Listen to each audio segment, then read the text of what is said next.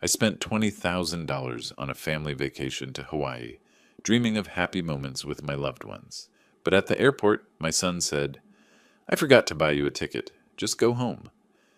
They had planned to leave me behind like trash from the very beginning. 3 weeks later, they returned, their eyes widening when they saw a man in a suit standing next to me, because this man was ready to destroy their world. Before we continue, please subscribe to the channel and write in the comments what time it is where you are now. Dad, I have some bad news. Simon's voice cut through the terminal noise like a blade. I stopped mid-stride, my rolling suitcase bumping against my leg. The Hawaiian Airlines check-in counter stretched ahead of us, busy with families hauling oversized luggage and flower leis. What kind of bad news? I asked, though something in his tone already made my stomach clench. He wouldn't meet my eyes. Instead, he stared at the departure board, hands shoved deep in his pockets. I forgot to buy your ticket. The words hung in the air like smoke. Around us, travelers rushed past with boarding passes clutched in their hands, their excited chatter about beaches and luau's suddenly feeling like mockery. You forgot? My voice came out smaller than I intended. Simon, we've been planning this vacation for 3 months. I know. He finally looked at me, but only briefly. There was just so much to coordinate, and with work being crazy, I gave you $20,000. The number felt heavy on my tongue. For all of us. The whole family. Right, and we're grateful, Dad. Really. Simon glanced at his watch, then toward the departure gates. But the thing is, the flight's almost ready for boarding, and I was already moving toward the check-in counter, dragging my suitcase behind me. The wheels caught on something, jerking my shoulder, but I pressed forward. This was fixable. Had to be. Excuse me, I called to the woman behind the counter. Her uniform was crisp blue, her smile professional. I need to check what flights you have available to Honolulu today. She typed something into her computer. Certainly, sir. What's the name on the reservation? Lee Willis, but apparently there might be an issue with my booking. More typing. A pause. Her smile faltered slightly. I'm not seeing any reservation under that name, sir. Are you sure it was booked with Hawaiian Airlines? My chest tightened. It has to be there. My family... I turned to look for Simon, but he'd moved several feet away, now pacing near the security checkpoint entrance. Let me try a broader search, the agent offered. What dates were you looking to travel? Today. Right now. My son and his family should already have their tickets. She nodded, fingers flying over the keyboard. The screen reflected in her glasses as she scrolled through options. I do see a reservation for Simon Willis. Party of 4, departing at 4:15. But there's no Lee Willis on that booking. The terminal seemed to tilt slightly. That's impossible. Check again. I've checked twice, sir. Would you like me to see what's available on standby? Hope flickered. Yes, anything. I'm sorry, but we're completely booked today. There's a convention in Honolulu, and what about tomorrow? First class? I'll pay whatever it costs. Simon appeared at my elbow, his hand closing around my arm. Dad, we need to talk. I shook him off. Not now. We're figuring this out. No, we're not. His grip tightened, pulling me away from the counter. This isn't going to work. The airline agent watched us with growing concern. Other passengers began to stare. A small child pointed at my suitcase, which had tipped over when Simon grabbed me. What do you mean it's not going to work? I steadied my luggage, my hands shaking slightly. There has to be another airline, another flight. Dad, listen to me. Simon's voice carried a sharp edge I'd never heard before. The vacation is happening.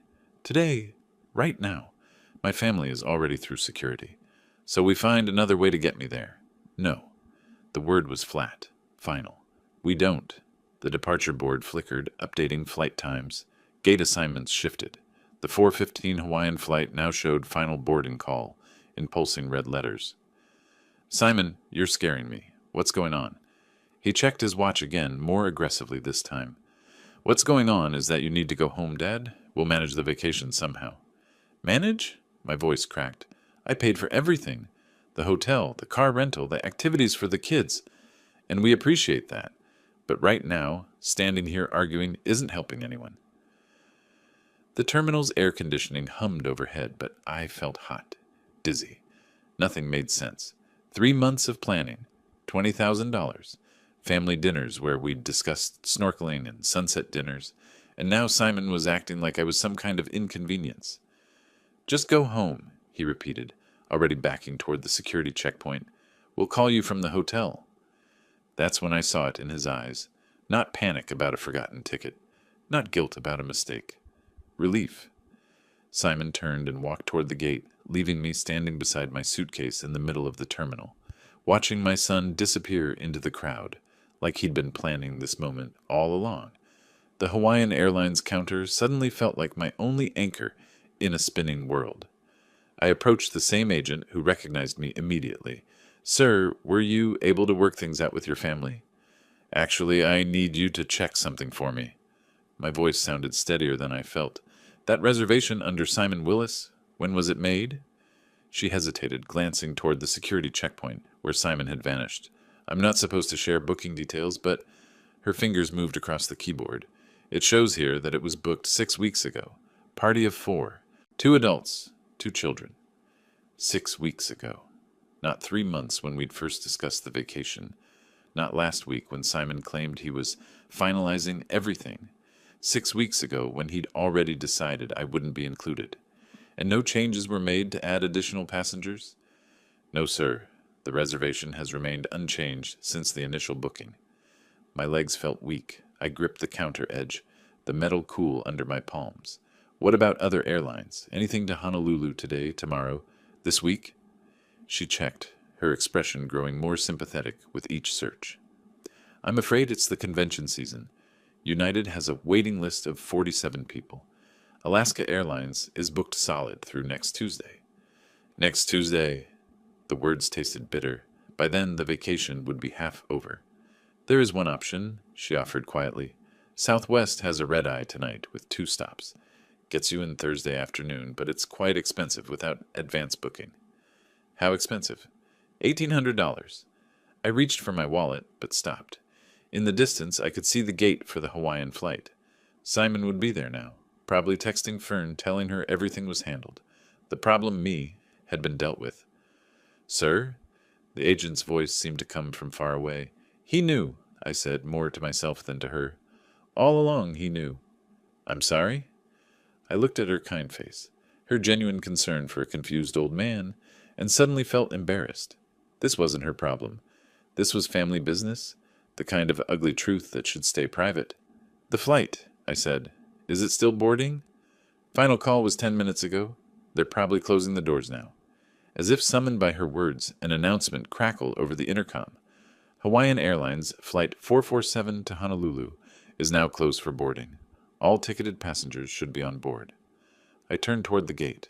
Even from here, I could see the last few stragglers rushing down the corridor, children in tow, carry-on bags bouncing behind them, families heading to paradise together. My phone buzzed, a text from Simon. Sorry, Dad. We'll call from hotel. Take care of yourself. Take care of yourself, like I was some burden he'd finally managed to shed. The agent cleared her throat gently. About that Southwest flight, sir? Would you like me to hold it while you decide? I stared at my phone screen. No explanation, no real apology. Just a casual dismissal after taking $20,000 and 3 months of my excitement. No, I said, sliding the phone back into my pocket. No, I don't think so. Are you sure? I can hold it for 15 minutes. I'm sure. Because suddenly, standing in that terminal with the smell of coffee and the sound of rolling luggage all around me, I realized something important. This wasn't about a forgotten ticket, or poor planning, or even Simon's selfishness. This was about who they thought I was, who they thought they could treat like a fool. The departure board updated again. Hawaiian Flight 447 now showed departed in stark black letters. Simon and his family were airborne, probably toasting with complimentary beverages, congratulating themselves on a vacation well-deserved. I picked up my suitcase handle and walked toward the exit. But I wasn't defeated, not anymore. Every step away from that gate was a step toward clarity. They'd made a calculation about Lee Willis. They'd decided I would quietly go home, maybe complain a little, but ultimately accept being discarded. They were about to learn how wrong they were. The automatic doors slid open, and I stepped into the afternoon air, already planning my next move. Behind me, the terminal buzzed with travelers heading to their destinations. I was heading to mine too. It just wasn't the one they expected. The taxi line stretched longer than I'd expected, but I welcomed the wait. It gave me time to think, to let the pieces settle into place like sediment in disturbed water. "Where to?" the driver asked as I loaded my suitcase into the trunk. He was middle-aged, tired-looking, probably dealing with airport traffic all day. "Oakland, Montclair District." I settled into the back seat, still holding my phone where Simon's pathetic text glowed on the screen. As we pulled away from SFO, I stared out at the familiar landscape of the Bay Area. The peninsula stretched out below us, dotted with houses where other families were probably sitting down to dinner together, sharing their days, making plans, not calculating how to exclude their own father. "Rough day?" the driver asked, glancing at me in the rearview mirror. "Getting rougher by the minute." I wasn't usually one for talking to strangers, but something about the anonymity of the taxi made it easier. "Ever have your family turn on you?" He laughed, but not with humor. "Brother, I got ex-wives who've been planning my downfall for years. Family's the ones who know exactly where to stick the knife." The knife. That's exactly what it felt like. Sharp, precise, and aimed at something vital. As we drove through Daly City, I started replaying conversations from the past few months. March, when I'd first mentioned wanting to do something special for the grandkids. Simon's immediate enthusiasm. "Dad, that's a great idea. Leave everything to me." April, when we'd sat around Fern's dining room table, looking at hotel brochures. Pearl practically bouncing in her chair. "Oh, Lee, this is so generous of you." Saul nodding along, quieter than usual, but seemingly supportive. But now, looking back, I could see the signs. The way Simon had insisted on handling all the bookings himself. Fern's suggestion that I might be more comfortable staying in a different hotel, just in case the kids get too noisy. Pearl's comment about how older folks sometimes prefer different activities.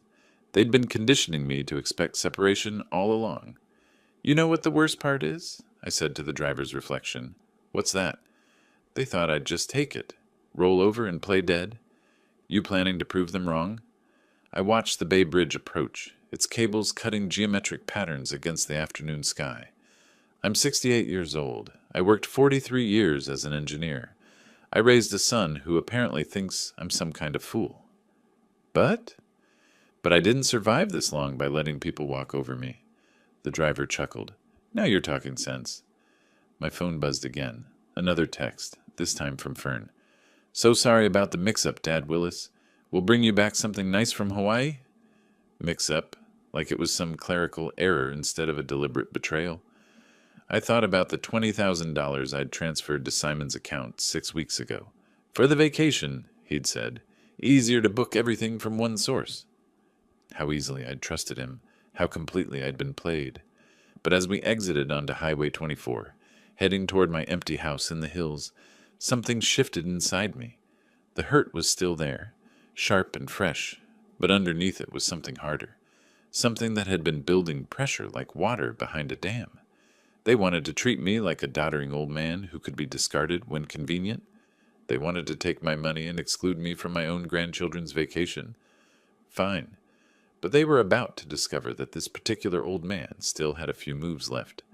The taxi pulled into my driveway as the sun began to sink behind the Oakland hills. The house looked exactly as I'd left it 3 hours ago, neat, quiet, ready for a week's absence. But I wasn't the same man who'd locked that front door with excitement and anticipation. "That'll be $47.50, the driver said. I handed him $60. "Keep the change, and thanks for the conversation." "Whatever you're planning," he said with a grin, "I hope they deserve it." As I watched his taillights disappear down the street, I pulled out my phone and scrolled to a number I hadn't called in months. Bruce Harlan, my lawyer.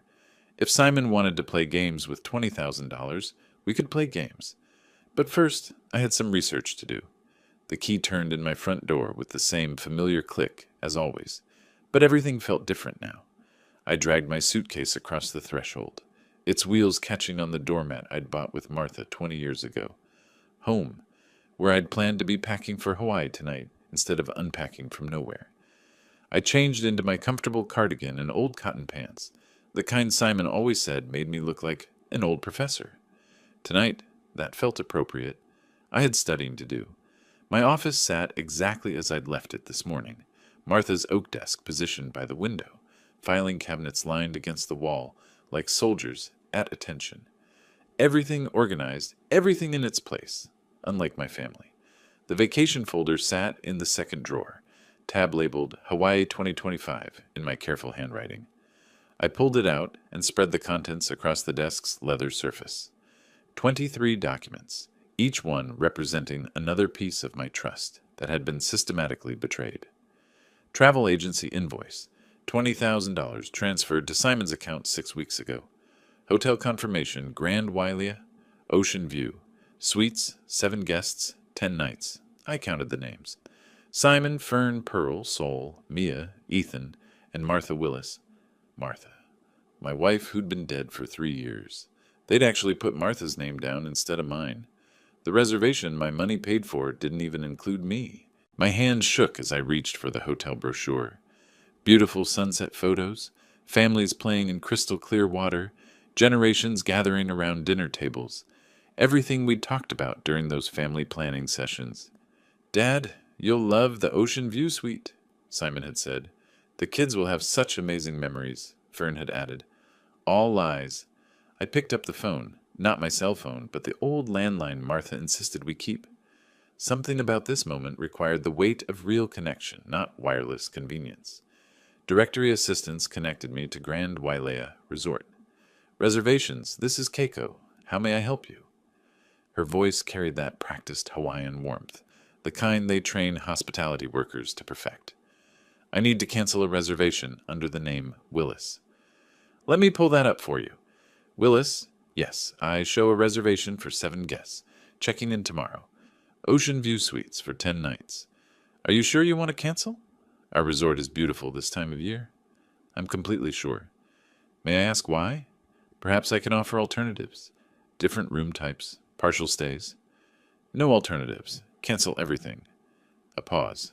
I could hear her typing, probably trying to process why someone would cancel such an expensive booking. "Mr. Willis, I have to inform you that canceling this close to arrival will result in significant penalties. The total cancellation fee would be $3,200, $3,200, less than what I'd spend on gas money for a year." "That's acceptable." "Sir, are you certain? This is a very substantial reservation. Perhaps if you spoke with our guest services manager?" "Cancel it now, please." More typing. The sound of a printer.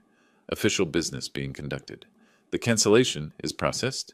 You should receive confirmation via email within the hour. Is there anything else I can help you with today?" "Actually, yes. When someone arrives tomorrow expecting that reservation, what will you tell them?"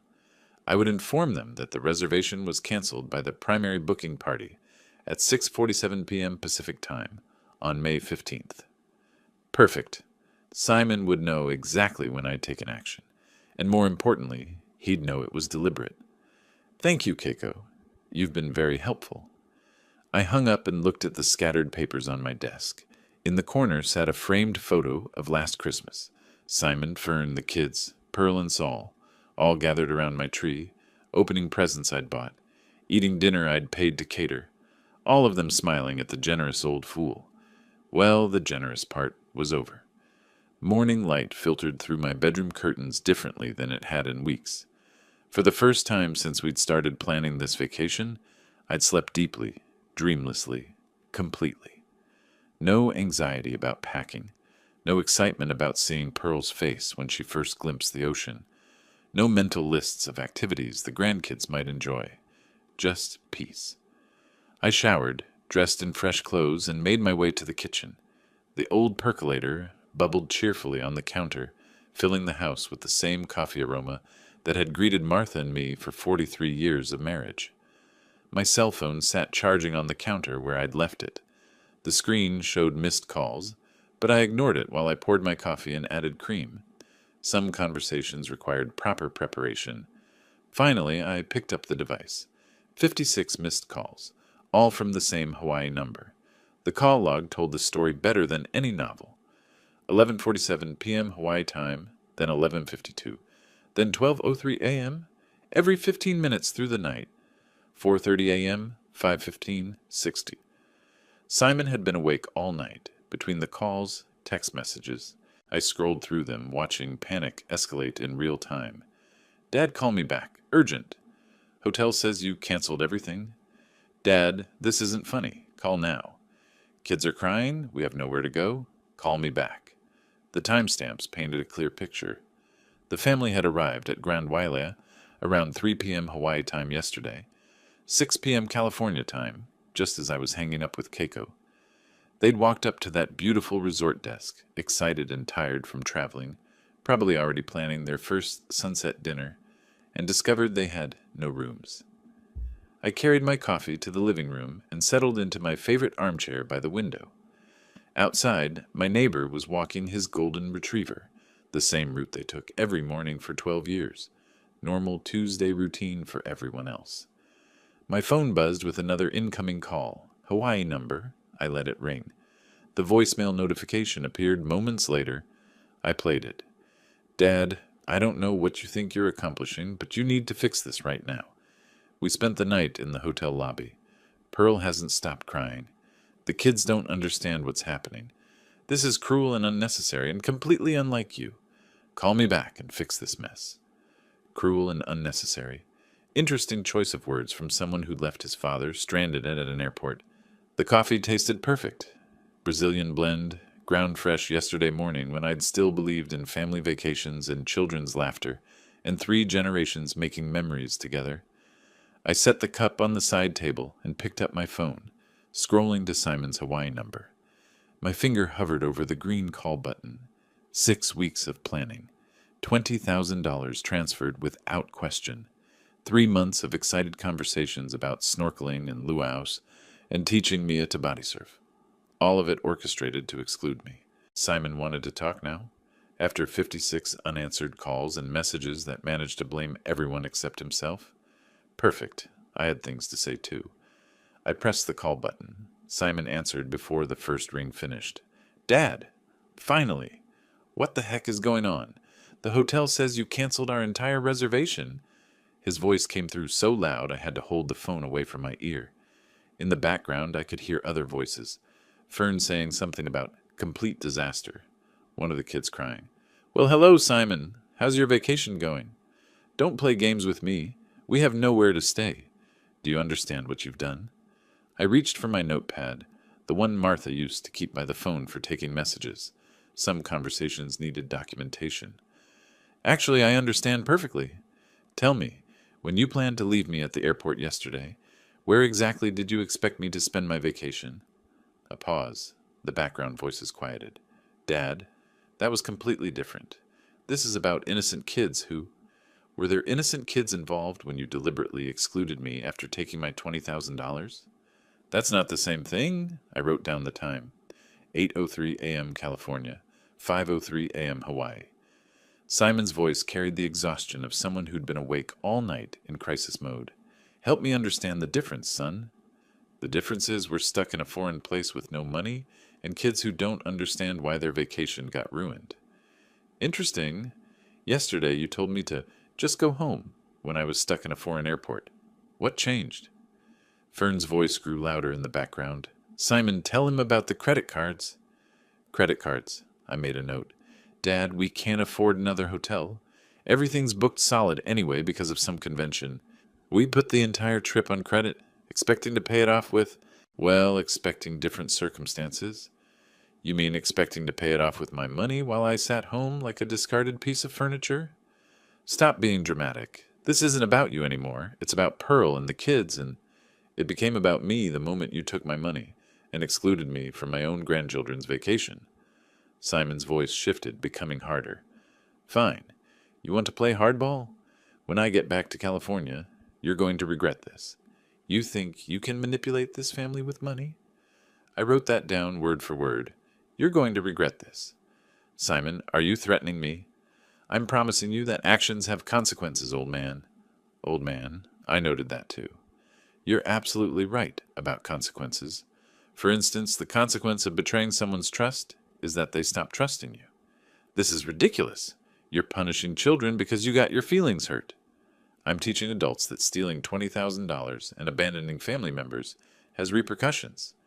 We didn't steal anything. You gave us that money for a family vacation, which, by definition, includes family. Silence, except for Pearl's voice in the distance, something about never should have listened, and this is a disaster. Simon tried a different approach. Dad, look, maybe we handled things badly yesterday, but right now we need to focus on fixing the situation. Can you call the hotel and... No. What do you mean, no? I mean the word no, Simon. It's what you should have heard yesterday when you suggested I just go home and miss my own grandchildren's vacation. This is insane. You're acting like some kind of vindictive. I hung up. The living room felt perfectly quiet after Simon's shouting. Outside, a hummingbird hovered near Martha's old feeder, its wings a green blur against the morning light. I looked at my notepad. Threats, insults, financial admissions, zero accountability. My phone immediately started ringing again. Hawaii number. I turned it off and finished my coffee, watching the hummingbird navigate between flowers with purpose and precision. Some lessons couldn't be taught with words. I stared at my notepad where Simon's threats glared back at me in black ink. You're going to regret this, old man. The words looked even uglier written down than they'd sounded through the phone. Martha's reading chair sat empty by the window, afternoon light streaming across the floral cushions she'd chosen 30 years ago. I could almost see her there, hands folded in her lap, waiting for me to ask the right question. What would you do, Martha? But I already knew. Martha never let anyone push her around, not even when it cost her friendships or family comfort. She'd built a career in nursing by standing up to doctors who thought women belonged in the background. Sometimes kindness gets mistaken for weakness, she used to say. Don't let people confuse the two, Lee. I'd been kind to Simon his whole life, paid his college tuition when he struggled with grades, co-signed his first apartment lease when no one else would trust him, covered his mortgage payments during 3 separate job changes, funded family vacations, school supplies for the grandkids, medical bills when Fern needed surgery. Kindness. All of it interpreted as weakness. My office felt different now, like sacred ground where important decisions get made. I opened the filing cabinet Martha had organized so perfectly, every folder labeled in her careful handwriting.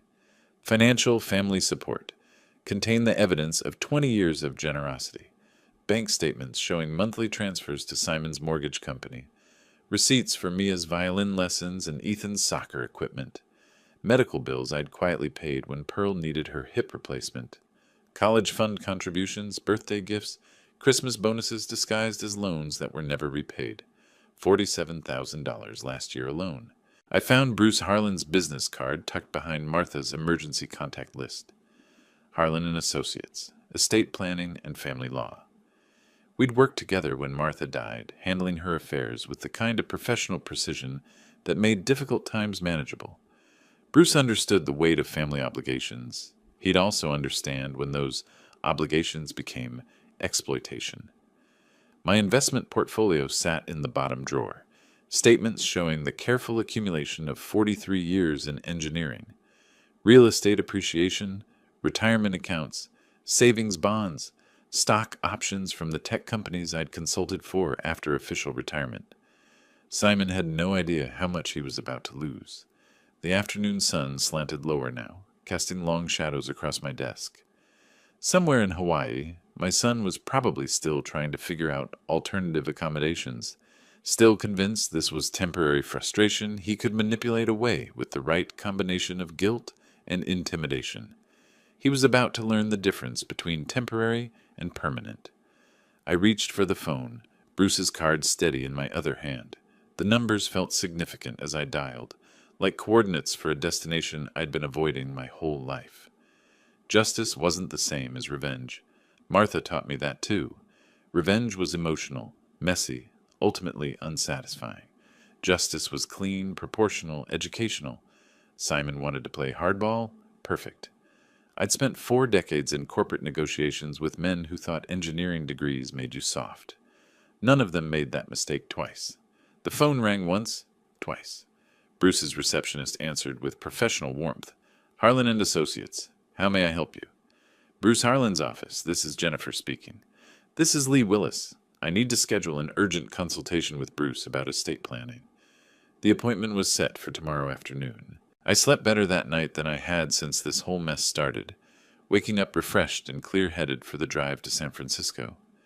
Bruce's office occupied the 15th floor of a glass tower overlooking the bay, all polished marble and expensive wood paneling, the kind of space that charged by the hour and delivered results worth every penny. "Lee, come in!" Bruce stood to greet me, his handshake firm and reassuring. At 55, he carried himself with the confidence of someone who'd spent decades solving other people's complicated problems. I settled into the leather chair across from his mahogany desk and spread out my documentation like evidence in a trial. Bank statements, receipts, threatening text messages, notes from yesterday's phone call. "What's the situation?" Bruce asked, reaching for a legal pad. "My son has shown me who he really is. I need legal protection from his greed." The story came out methodically, chronologically. The planned family vacation, Simon's deliberate exclusion at the airport, the hotel cancellation, 56 desperate phone calls, and finally those ugly threats when he realized I wouldn't be manipulated. Bruce took notes, occasionally asking clarifying questions that revealed his experience with family disputes. "How long has this financial dependency been going on?" 20 years minimum. I have documentation going back to his first mortgage. "And the threats were specific?" I wrote them down verbatim. I slid the notepad across his desk. "You're going to regret this, old man. Actions have consequences." Bruce studied the notes, his expression growing more serious. "Lee, this sounds like attempted financial coercion. In California, that's grounds for disinheritance with legal protection against challenges." "Meaning?" "Meaning if you choose to modify your will, we can structure it to withstand any attempt by Simon to contest it in court." The relief felt physical, like setting down a weight I'd been carrying without realizing it. "I want him completely excluded," I said. "Everything I've built goes to organizations that will actually use it for good." Bruce opened his computer and pulled up estate planning templates. "Let me walk you through the options. We can establish a new will with charitable beneficiaries, including specific language about why Simon is excluded." For the next hour, we discussed details. The Oakland Children's Education Foundation would receive the bulk of my estate. Engineering scholarships at UC Berkeley would get a substantial endowment. Local senior services, community development programs, veterans assistance, causes that mattered, run by people who understood stewardship. "The documentation you've provided shows a clear pattern of financial exploitation," Bruce said, reviewing my bank statements. "Combined with the threatening language, we have solid grounds for disinheritance." "How long will this take?" "I can have documents ready for signature by next week. We'll need witnesses, notarization, and I'd recommend a video recording of the signing to document your mental competency." "Whatever it takes." Bruce leaned back in his chair, studying me with the careful attention of someone making sure his client understood the implications. "Lee, this is permanent. Once executed, this will fundamentally change your family relationships." "They change first," I said. "I'm just making it official." "And you're certain about this? No second thoughts about the grandchildren?" I thought about Mia and Ethan, their innocent faces during family dinners I'd funded, birthday parties I'd made possible. The children will be better served by scholarship programs than by inheriting money their father would control. Bruce nodded, apparently satisfied with my reasoning. "Then let's proceed. I'll draft comprehensive documents excluding Simon entirely while protecting your wishes from legal challenge." We shook hands as the meeting concluded, his grip conveying both professional competence and personal understanding. "I'll call you when everything's ready for signature." Walking back through the marble lobby, I felt lighter than I had in years. The law was on my side. Justice would be served. And Simon would finally learn that actions really do have consequences. The elevator descended 15 floors while I processed what had just happened in Bruce's office. Legal protection was coming. Real, permanent consequences for Simon's betrayal and threats. That week passed peacefully, filled with the kind of routine I'd neglected during months of vacation planning.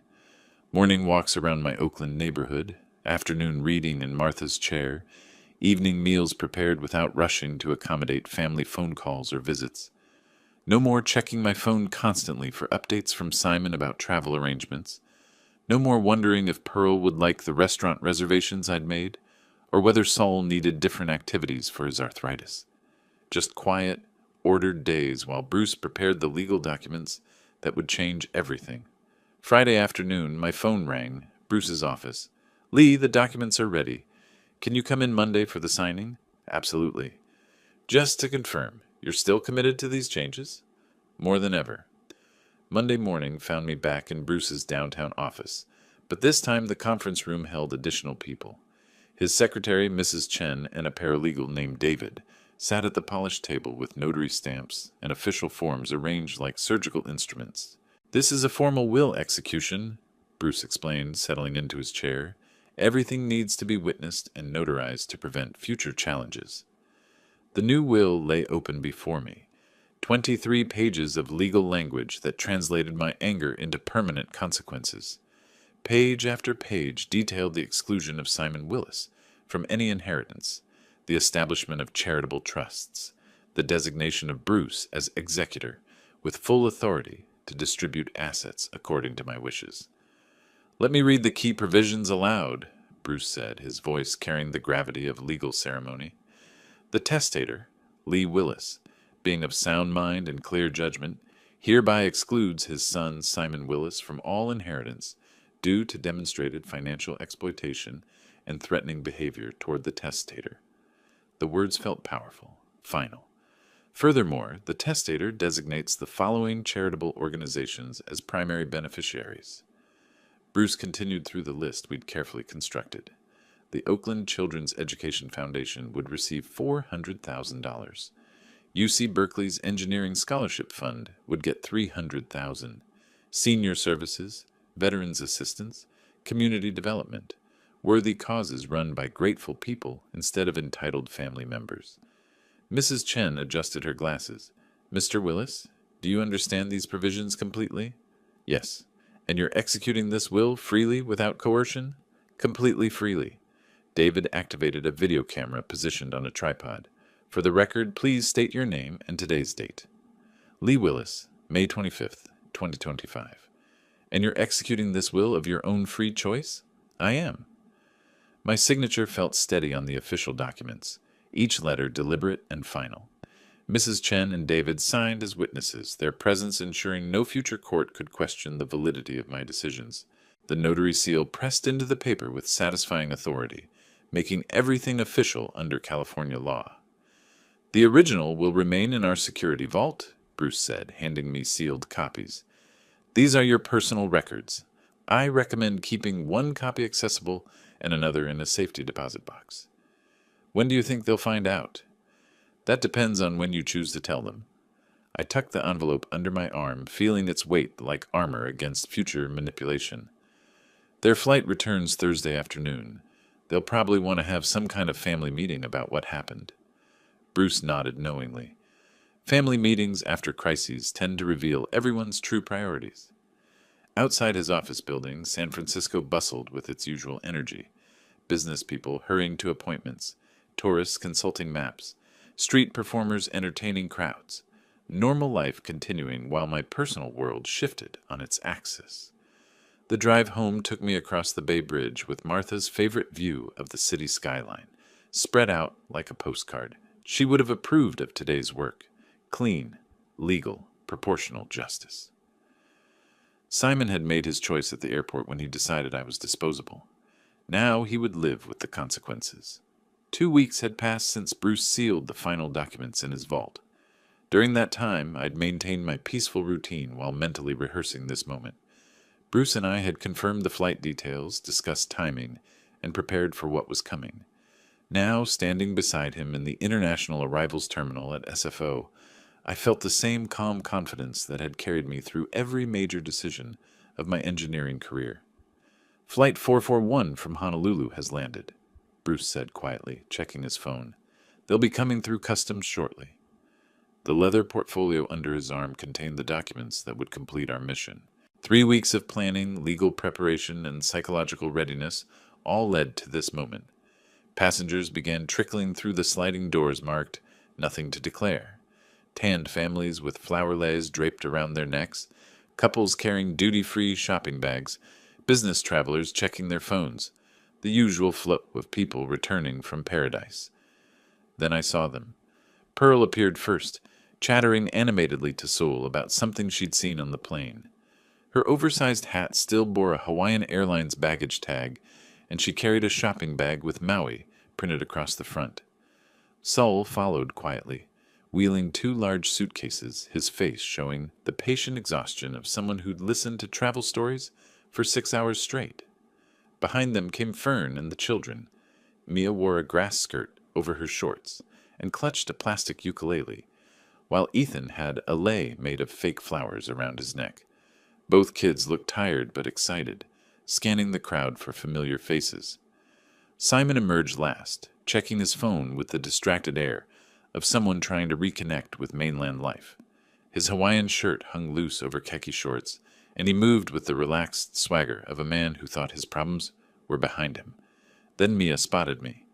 "Grandpa!" She broke away from the group and ran toward me, her plastic ukulele bouncing against her side. Ethan followed, his face lighting up with genuine joy. "Grandpa Lee, we missed you so much. Wait until you hear about the dolphins." I knelt down to hug them both, feeling their small arms wrap around my neck with the uncomplicated love that only grandchildren can offer. For a moment, the weight of what was about to happen pressed against my chest. But then I looked up and saw Simon's face. He'd stopped walking entirely, his relaxed vacation demeanor evaporating as he processed the unexpected welcoming committee. His eyes moved from me to Bruce, taking in my lawyer's professional attire and the portfolio tucked under his arm. "Dad?" Simon's voice carried a note of wariness. "What are you doing here?" "Welcoming you home," I said, standing up and gently positioning the children beside me. "How was your vacation?"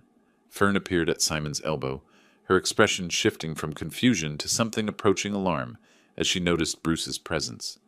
Pearl, oblivious to the tension, continued her chatter. "Lee, what a wonderful surprise! Wait until you hear about the luau we went to, and the resort had this amazing breakfast buffet and—" "Pearl," Sol said quietly, his accountant's instincts picking up on undercurrents she'd missed. "Maybe we should—" Bruce stepped forward, his movement precise and professional. "Mr. Simon Willis?" His voice carried the formal tone of official business. Simon's face went pale beneath his vacation tan. Bruce extended the sealed manila envelope toward Simon with the formal gravity of a court officer serving papers. "Mr. Simon Willis, this is a copy of your father's revised last will and testament, executed on May 25th, 2025. Simon's hands trembled as he accepted the envelope. The airport noise, announcements, luggage wheels, conversations, seemed to fade into background static as everyone's attention focused on the legal document. "What is this?" Fern whispered, reading the return address on the envelope. Simon broke the seal with jerky movements. His vacation relaxation completely evaporated. He unfolded the papers and began scanning the contents, his eyes moving rapidly across the legal text. I watched his face transform as comprehension dawned. First confusion, then disbelief, then something approaching horror as he reached the crucial passages about disinheritance. "This can't be real," he said, his voice barely above a whisper. Fern leaned over his shoulder, reading the same devastating words. Her face drained of all color as she processed the implications. "Lee," she said, trying to maintain a reasonable tone, "surely we can work this out. Think about the children. They're your grandchildren." "I did think about them," I replied calmly. "That's why I paid $20,000 for their Hawaiian vacation." Simon's head snapped up from the documents, his eyes blazing with the kind of desperate fury that comes from watching a life plan collapse in real time. "You can't do this to us. I'm your son." "Yes," I said, "the son who left me stranded at an airport and threatened me when I finally stood up for myself." Pearl, finally grasping that something serious was happening, stopped her chatter mid-sentence. "Lee, what's going on? Why does everyone look so upset?" Sol took her arm gently. "Pearl, maybe we should give them some privacy." But Simon wasn't interested in privacy. "This is impossible. You can't disinherit family. There are laws." Bruce spoke with professional calm. "Actually, Mr. Willis, California probate law fully supports your father's right to distribute his estate as he sees fit. The documentation is legally ironclad." "I'll contest it in court." Simon's voice rose enough to attract glances from other travelers. "This won't stand." "Please do," I said. Bruce has prepared for that possibility. The video recording of my competency evaluation should be particularly compelling to any judge. Fern was still scanning the legal documents, her practical mind calculating losses. The house? The investments? Everything? Everything, Bruce confirmed. The Oakland Children's Education Foundation and UC Berkeley Engineering Scholarship Fund are now the primary beneficiaries. Simon crumpled the papers in his fist, then immediately smoothed them out again, as if that might change their contents. "This is insane. You're throwing away your family over one stupid argument." "One stupid argument?" My voice remained level, but I felt Martha's spirit strengthening my resolve. "Simon, you took $20,000 from me, excluded me from my own grandchildren's vacation, and threatened me when I objected. That's not an argument. That's betrayal." Mia tugged at my jacket. "Grandpa, why is Daddy yelling?" I looked down at her concerned face and felt a pang of genuine sadness. These children would grow up wondering why their inheritance disappeared. Never understanding their father's greed had cost them their future. "Sometimes grown-ups make mistakes that have big consequences," I told her gently. Simon's desperation reached a new pitch. "We'll get lawyers. We'll prove you were manipulated, that you're not thinking clearly." Bruce opened his own portfolio and handed Simon a business card. "I'd be happy to provide documentation of your father's complete mental competency to any attorney you hire. Fair warning, frivolous litigation can be expensive." The family stood clustered around their vacation luggage, the happy memories of Hawaiian beaches already overshadowed by this new reality. Pearl kept looking between faces, still not fully comprehending the magnitude of what had happened. Sewell, however, understood completely. His accounting background had taught him to recognize when numbers added up to disaster. "Simon," he said quietly, "maybe you should have thought about consequences before you acted." Simon whirled on his father-in-law. "Don't lecture me. This affects all of us." "No," I said firmly. "This affects the people who betrayed my trust. Your children are innocent. That's why I've established scholarship funds that will help children like them for generations." Bruce closed his portfolio with finality. "Gentlemen, our business here is concluded." He turned toward the terminal exit, and I followed, leaving Simon's family to process their new reality amidst the cheerful chaos of returned travelers and vacation reunions. Behind us, I could hear Simon's voice calling after us, still trying to negotiate, still unable to accept that some consequences are permanent. The walk through SFO's corridors felt different than it had 3 weeks ago. Then I'd dragged my suitcase through these same halls as a confused, betrayed old man. Now I walked beside my attorney as someone who'd reclaimed his dignity through principled action. Bruce and I said little during the elevator ride to the parking garage. The weight of completed justice needed no commentary. "That went exactly as planned," Bruce finally said as we reached his car. "Better," I replied. "Simon revealed his true character perfectly. No judge would overturn a will after hearing those threats." The drive home took us across the Bay Bridge as evening settled over San Francisco. The city lights reflected off the water in patterns that Martha had always loved, and I felt her presence approving of the day's work. "You know they'll try to contest it," Bruce said as we navigated through Oakland traffic. "Let them. Every lawyer they hire will tell them the same thing you told me. The documentation is ironclad." Bruce pulled into my driveway as the automatic porch light flickered on. The house looked exactly as it had this morning, but everything felt transformed by the completion of justice. We shook hands beside his car. "Thank you, Bruce. You made this possible." "You did the hard work, Lee. Standing up for yourself took real courage." After his taillights disappeared down the street, I unlocked my front door and stepped into the quiet sanctuary of my home. The familiar smell of furniture polish and the distant tick of Martha's grandmother clock welcomed me back. In the kitchen, I prepared a simple dinner: scrambled eggs, toast, a cup of tea. No need to accommodate anyone else's preferences or schedule. Just food I enjoyed, eaten at my own pace. The evening light slanted through the dining room windows as I ate, illuminating the family photos that lined the mantelpiece. Simon's graduation from college, his wedding to Fern, pictures of the grandchildren at various ages. They were still family, but now I could look at them without feeling the sting of betrayal. My favorite armchair beckoned from its position by the living room window. I settled into its familiar embrace with my tea, looking out at the garden Martha had planted, and I'd maintained for the past 3 years. The last few weeks had transformed me from victim to advocate, from someone who accepted mistreatment to someone who demanded justice. Martha would have been proud of the man I'd become, or perhaps the man I'd remembered how to be. My phone sat on the side table, turned off since leaving the airport. No doubt Simon was trying to call, still believing he could negotiate his way out of consequences. But some lessons can only be learned, never taught. The charitable organizations would receive my call tomorrow. The Oakland Children's Education Foundation, UC Berkeley's Engineering School, the Senior Services Program, worthy causes run by grateful people who understood stewardship. My money would fund violin lessons for children whose parents worked multiple jobs. It would pay for engineering textbooks for students who couldn't afford them. It would provide meals and companionship for seniors who'd been forgotten by their families. Real good in the world, instead of funding more vacations I'd be excluded from. The sun set behind Oakland's hills, painting my living room in shades of gold and amber. Somewhere across the bay, Simon's family was probably still processing the magnitude of their changed circumstances.